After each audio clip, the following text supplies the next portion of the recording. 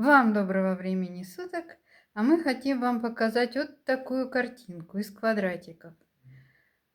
Эти квадратики научилась вязать моя внучка. Мы с ней вам уже показывали митинги вот из такого хлопка пряжи, пряжи хлопок травка. Если вы видели это видео, то вы их помните.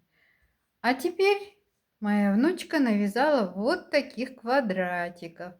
И что-то из них у нее получится. А что не получится, она нам скажет сама. Я буду вязать плед.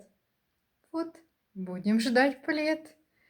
Для меня это было неожиданность. Столько много квадратиков сама себе навязала, безо всяких подсказок. Вот такая у нас сегодня картинка в жаркий летний день. Спасибо вам за просмотр. До новых встреч!